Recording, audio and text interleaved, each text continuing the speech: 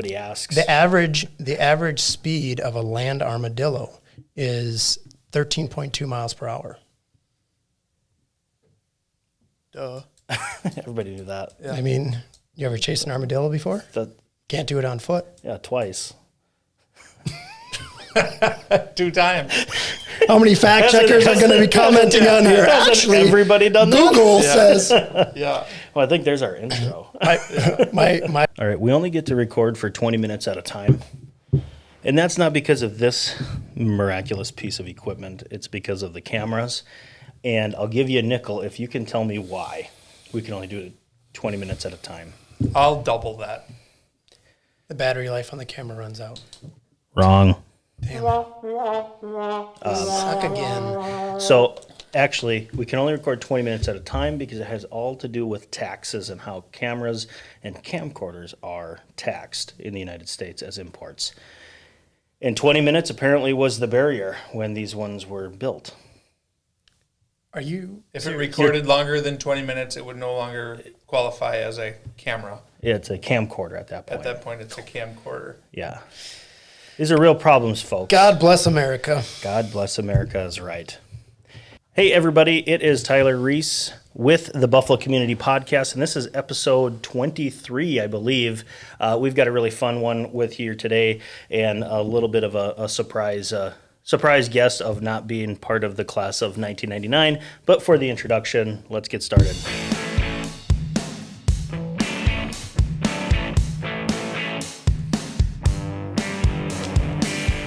This is the Buffalo Community Podcast, all about the greatest small town in the USA, the people in it, and how it all works together. Here are your hosts, Tyler Reiss and Mark Benzer. Not to really steal the show, but my kids love listening to the podcast. And every podcast the way they listen to it. Dad, is this yours? Is this yours? No. Well, it sounds like you. Anyway, they ask to, but my son Charlie can actually do that whole introduction. He goes, here are your hosts, Tyler Reiss and Mark Benzer. And who's that other guy? That's Mark Benzer? And so it's pretty fun. Kids and their antics. But before we go any further, we have a special guest. He's an all-around good guy, class of 2005, father of 4, chamber member, project manager. He's about to bribe me here. He's tall, dark, and handsome. Jeremy Welter. Thanks for coming in, Jeremy. We really appreciate it. We're going to talk about several things, some of the projects you've got going on, which include Grindstone construction, your heavy involvement in the chamber, and, anywhere this conversation goes from there. So. Anything Buffalo. Try not to let it derail too much. Sure. That's right. Well, thank you guys for having me on. Yep. Well, let's hop inside your DeLorean and take us back all the way down to 2005. The greatest graduation class ever to walk through Buffalo. Yeah, exactly. Suck at 99. I don't think we can say that on the air. Right. Oh, shoot. I told you. I'll bleep it out. Yeah. Makes it sound worse. Yeah. So, anyway, tell us a little bit about yourself. Well, Jeremy Welter. Born and raised in Buffalo. Graduated class of 2005. Like Tyler said. Outside of college, I always lived in Buffalo. Moved away for a few years to get an advanced education, and then met my now wife, and decided to move back. We've got 4, I guess I should say, awesome kids. Anybody that has kids, knows the just helping you out here a little bit. Challenges that come with that. But no, I mean, we ultimately decided on moving back to Buffalo, raising our kids here. Which kid is your favorite? The one that's behaving at the time. Yeah, okay, sure. It's a rotating. It is. one. It is. I guess between that and work and just getting involved with various activities, whether it's sports, chamber, whatever else is coming up in town. That's kind of what our life consists of. Mm-hmm. Yeah, you went to school, Concordia Moorhead. You're a cobber through and through. Go Cobs. I was half of a dragon, the other half a bison, and the other half of college I didn't finish. So He was the other side of the dark side of 8th Street. yeah, Sounds like some mythical creature there. yeah, Oh, I wouldn't want to absolutely. fight it. Yeah. Bison, dragon. And a Incomplete. giant mutated ear of corn. And 3 halves of college. Right. We always got crap because our mascot was a giant ear of corn. In the neighboring schools, obviously, you've got dragons and you've got a giant, awesome buffalo, which, buffalo bison was kind of my roots. But when you think about it, if you're coming across a mythical creature or something, would you be more afraid of a dragon, I know where this a is going. buffalo, or a giant googly-eyed ear of corn coming at you? Well, I would just get a flamethrower, make them into popcorn. An ear of Take corn. take the dragons. I won't go there. Anyway, it seems like a lot of Buffalo people kind of migrate towards that Fargo-Moorhead area. It's easy there. But Mark and Jeremy, you both are more involved in the chamber than myself. Why don't we talk a little bit about projects there first? Go for it. Oh, geez. Where to start? So, I've, I guess, been a part of the chamber since 2017.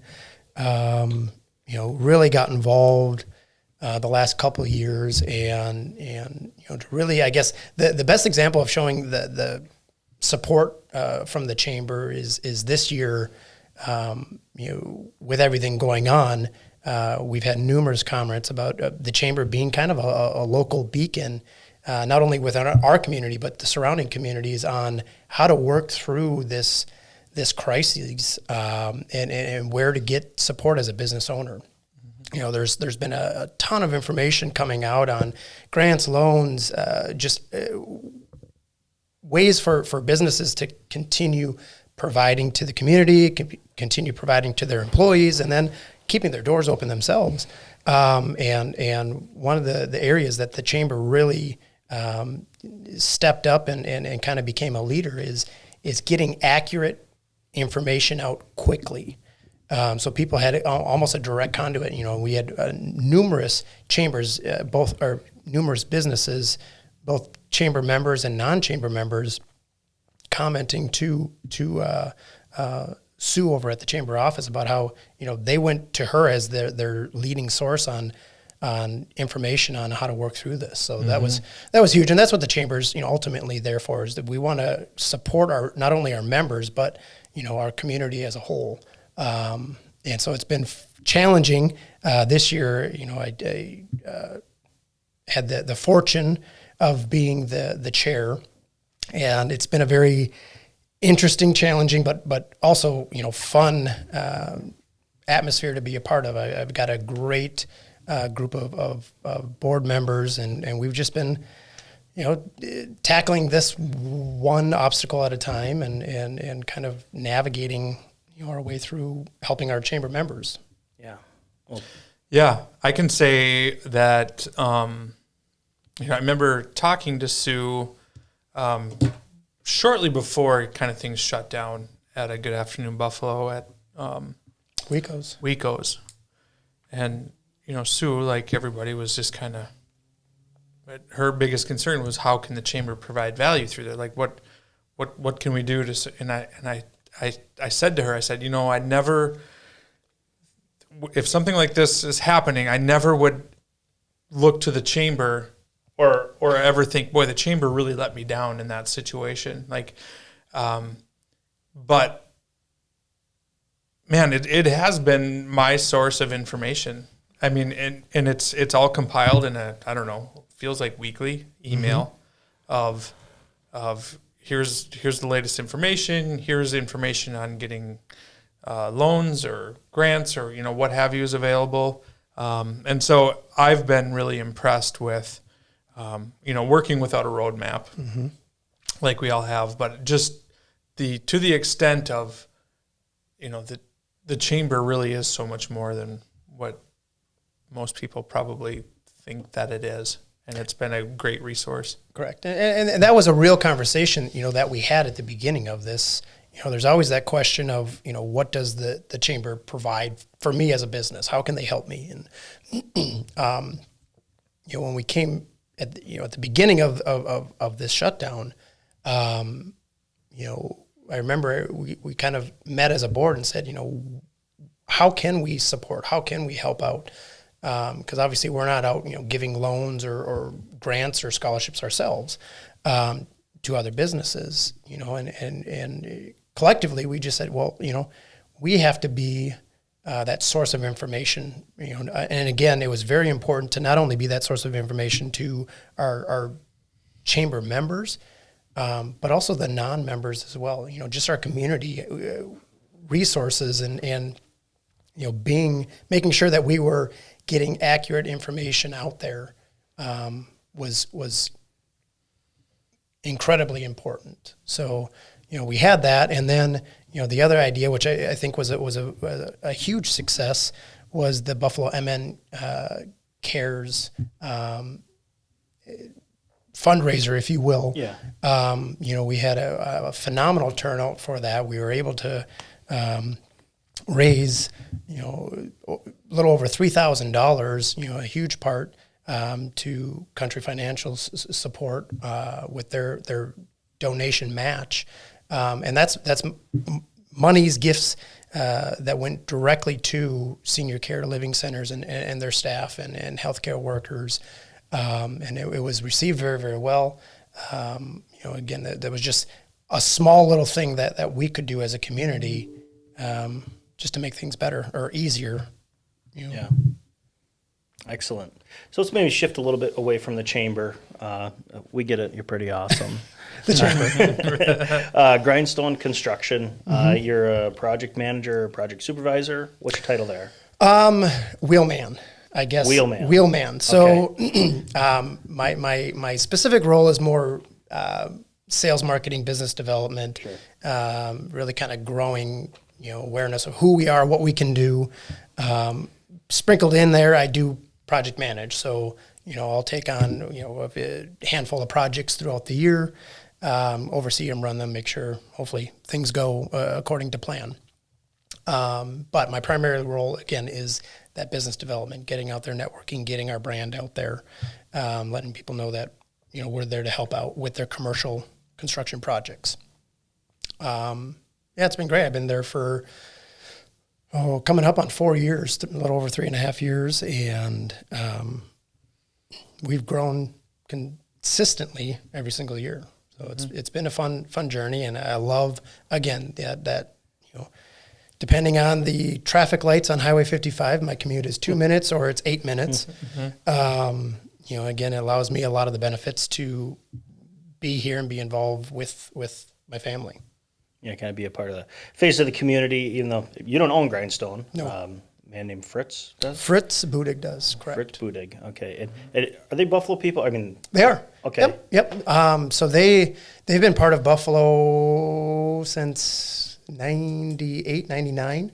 There's that 99 again. There's that 99. Can't shake it. What a great year, huh?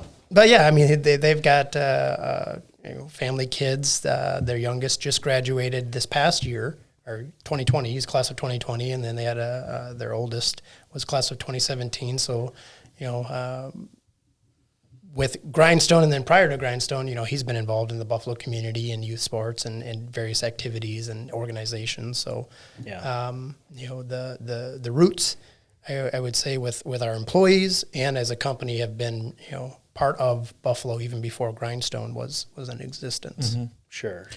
And it, if people didn't know, I mean, Grindstone is they got their fingerprints on a lot of different things, and a lot of it behind the scenes, sometimes, and I think I'm aware of it mostly because of my affiliation with the chamber. But when it comes to just community events and things of that nature, Grindstone is likely going to be a part of that, whether it's a golf tournament sponsorship, kites on ice, a lot of those areas. It's pretty clear that Grindstone is investing in this community and getting involved. So I'm sure I'm missing some things, but as a company, where might people if they aren't directly needing commercial construction services or things of that nature, where might they notice a presence from Grindstone?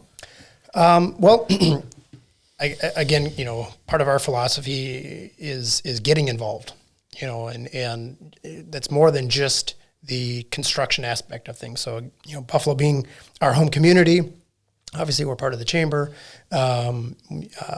Fritz is actually the incoming commander for the Buffalo Legion. So, we've got strong ties with the Legion there, really getting involved with the Buffalo Legion.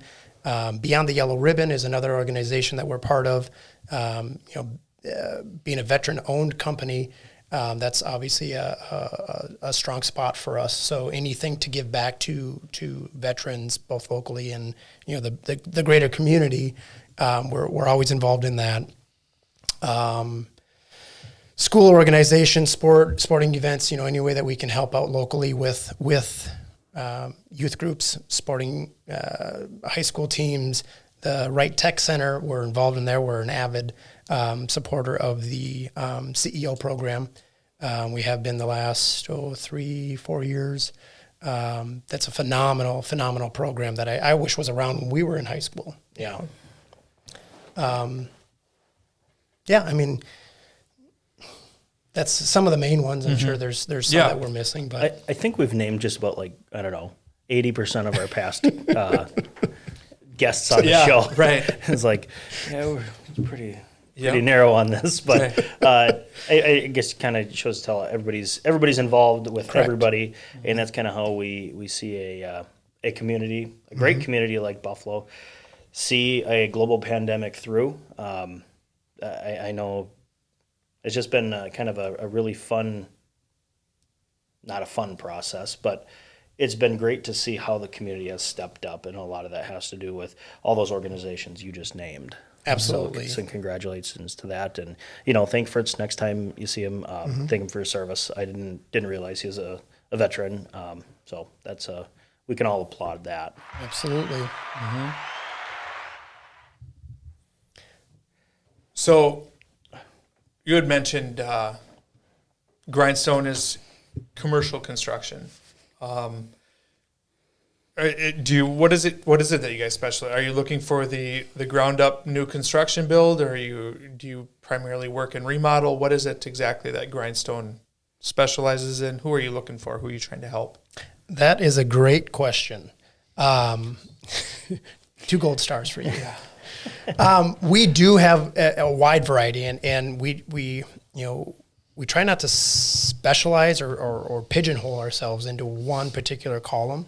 What we want to do is we bring on board project managers that have different complementary strengths or backgrounds.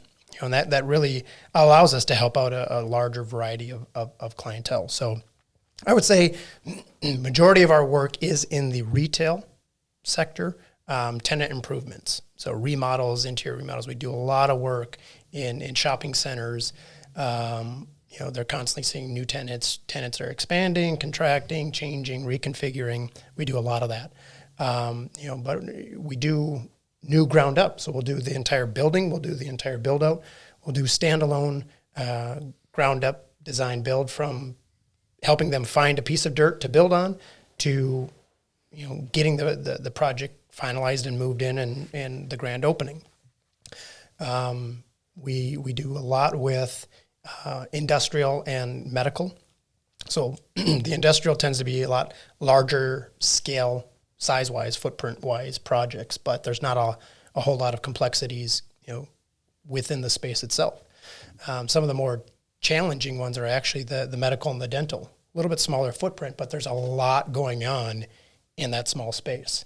So it really comes down to, coordination, having great subs, a great network of subs, which I feel that we do have that. So, again, our primary focus is commercial. We some of our team members have backgrounds in residential, and the reason why we don't go after that, and we have no interest really in that, is it's a completely different dynamic than commercial. Yeah. So, from the commercial aspect, wherever we can help out, whether it's the very beginning phase, finding a piece of dirt, getting you in touch with an architect, designing your space, helping you be part of that process. We've got clients, national clients, where they already have plans, spot, already picked out. It's just a matter of, here's what we want built. Can you Do that. go and do that? So we'll do that. Is there anything around town that maybe you've done that people could go and see? Yeah. So we're just wrapping up a project right now, actually at the Buffalo Middle School. It's a phenomenal remodel taking place in their media center. The Dairy Queen, that whole reconfiguring of the parking lot area, the addition of the Little Caesars there. We oversaw all of that, all of those projects. Dairy Queen put an addition on? Their freezer area. They've got other things coming down the pipeline, but there was Sure. the whole reconfiguration of that. If anybody's driven through that shopping area, Oh, I haven't in like a day. it's been about 4 hours. It's a very congested area. There's a lot of traffic, so we kind of took a leading role in when we wanted to add a drive-through lane for Little Caesars when they were there. We wanted to look at this parking area saying that, this is kind of a nightmare to begin with. Is there a way that we can improve it, make it better? Granted, is it perfect now? No. It's a very tight, congested area, but I think, the additions that we did do, we were able to add some additional parking and just kind of clarify some of the drive-through lanes and put up some signage and some different barriers and Increase safety for pedestrians. absolutely. Yep. So, a lot of those additions there, obviously we're part of the designing process, getting it approved through the city, but then also seeing the work through and completing the project. Very cool. Very cool. Well, let's maybe transition from chamber, grindstone. Let's get to know you a little bit more. And one of our favorite sections is the speed round. This is So scary. we're going to area. ask you a few, just whatever comes to mind. And if you don't want to answer it, maybe say next, but we'll judge you for that opinion as well. But we hope to maybe increase a few more questions here for you. I came up with one. Which celebrity or band has the worst fan base? Oh my gosh, the worst fan base. I'll probably get a lot of flack for this, and I the worst fan base can be taken so many different ways. But I'm going to say I'm just myself personally. I'm not a fan of the, what would you call it? The metal Screamo bands. band. Nothing against it. I just don't get it. So to me, I'm not about the headbanging, the mosh pitting. And, Sure. And so because I don't get it, I'm naive to it. I'm going to say that one. Okay, like that. Do you have any answer for that? Well, as far as I would worst fan base. Yeah, I would go sports route Okay, and Green Bay Packers. Packer fans. Yeah, they all suck. Oh, that was an option? I thought it was. Well, Well, celebrities or okay. or fan base. Well, then I changed my answer. I'm going to say the Seattle Seahawks. Oh yeah, they are. Or not the terrible. Seahawks. Sorry. Philadelphia Eagles. Oh, Man, yeah. when they were They're in even town, worse. they were just ridiculous. Yeah. Yeah, I'm gonna go with the Kardashians.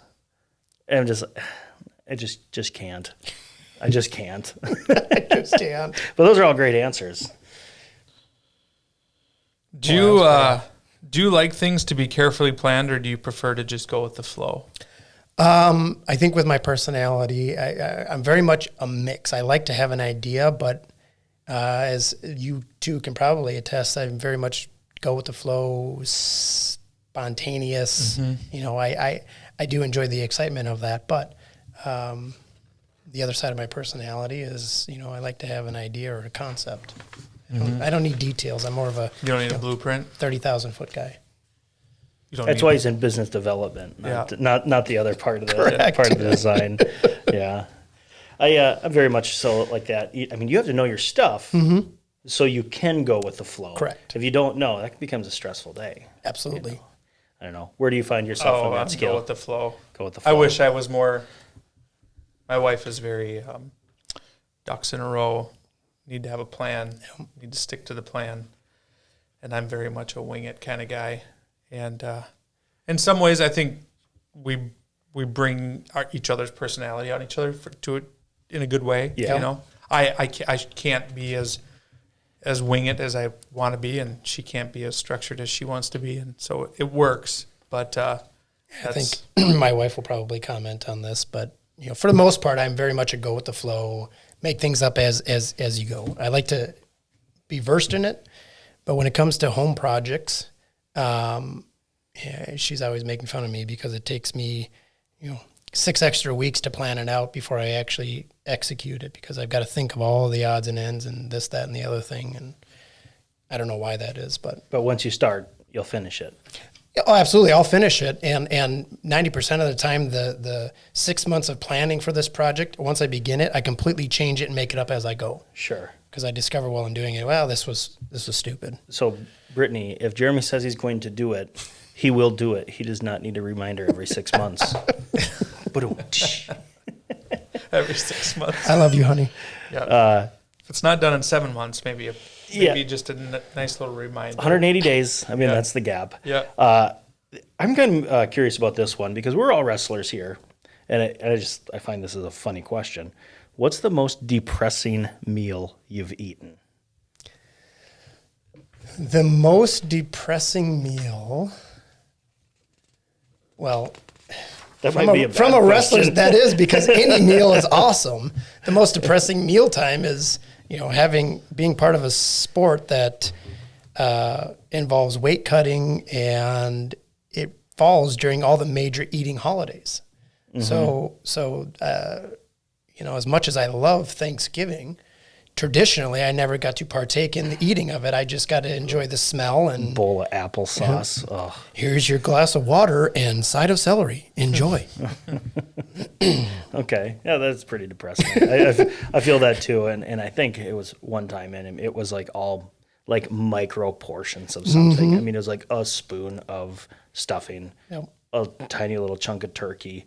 And I'm just like, do I want a spoon of the gravy, or do I want a little spoon of dessert? These are tough decisions. That weight cutting is pretty bad. But when I knew I was like done wrestling after the state tournament senior year, I thought, let's go to OCB, and that wasn't as good as I thought it was going to be. I was just like, so that might have been a depressing one too. But I think growing up wrestling, you have that. Between like an off weekend or the end of the season, you have those moments where you just gorge. And, I definitely had my share of those throughout my wrestling career. Like every other weekend. Tyler, you're 20 pounds overweight. What is going on? It was 2 days. I come over here, I'll kick your ass. But the time I remember most, so the last few years of college, I got into bodybuilding. And I remember, I trained for me and my roommate trained for like six months. We did our first show, and then we decided we wanted to do another one. And coincidentally, almost 9 months to the day, there was another show that was going to be held at NDSU.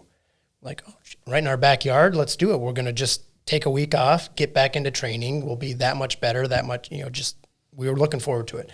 And we actually had a few other students join in with us. Actually, another 2005 classmate of ours jumped on board, and we were dialed in on our training. We were strict with it. We were just peaking at the right moment. We were looking forward to this show, and it happened to coincide with the 100-year flood up there.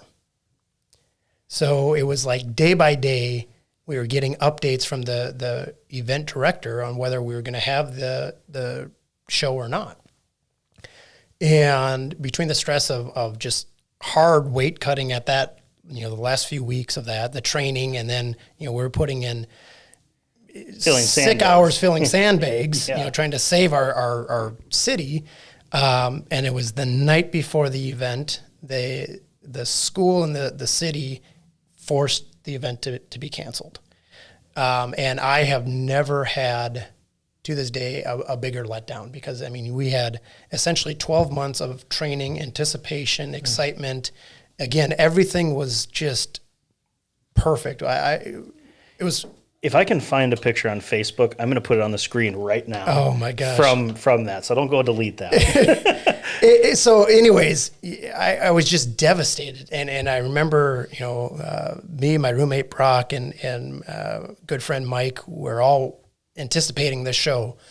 I remember we were sitting at the Pancheros in Moorhead, and we had just gotten the news, and we all kind of looked at each other, and we didn't really have any plan. The schools were all closed.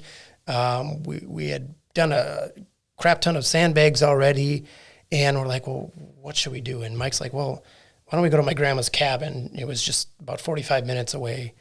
Yeah, let's do it. Let's get out of town. And we stopped, like on our way to her cabin, we see the Cashwise, and we're like, well, let's stop there and stock up on food or whatever.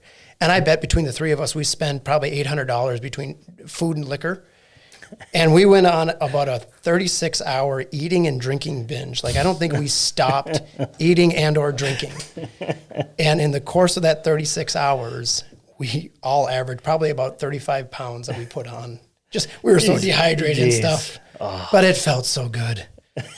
I'm just going to eat and drink my sorrows away. And for all you like people that think that it's not possible to gain 35 pounds in that time frame, you have not met a wrestler that has cut weight. I can absolutely attest to it's possible when you have zero like water in your system. Anything. Yep. You can do it. It's amazing. It's the can do it. It's the mind power. You can do it. You can do it. Well, that turned into a nice little Jeremy story. That was like about 12 times the time of longer life than it needed to be. Yeah. Yep. Do you have one set up here, Mark? What outdoor activity haven't you tried but would like to? Well, I hate to say this because it's I do want to try it, but I don't want to try it. Running a marathon. I will never do a marathon because I know I'll never train to do a marathon.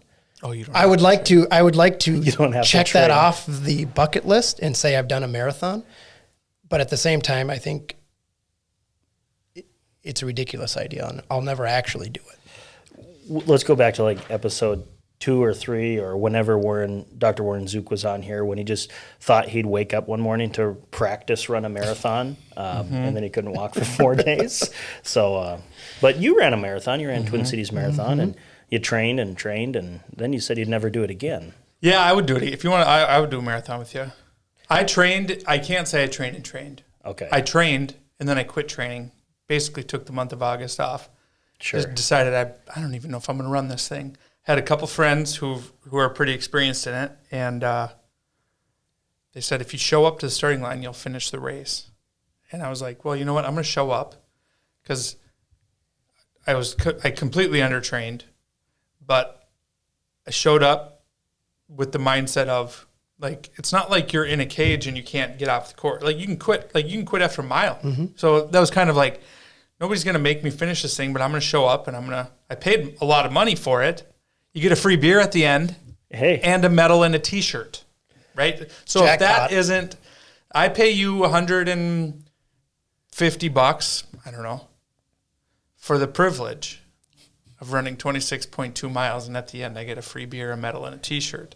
I will buy you both 6 beers at the end of the end of the marathon. So, if you guys go ahead and do it, I will meet you at the end of the marathon. I said I would never do it again. The more time that passes, the more I can look back, and I think it's kind of a little bit like raising kids, where you work through these really difficult phases, and you're like, this is hard, this sucks, this is whatever. But then, as you know, you tend to forget those things, and you remember the highlights. You know. So you started off the podcast saying which is your favorite kid, and now you're kind of like at the end, like it's like parenting is so difficult. Yeah, right.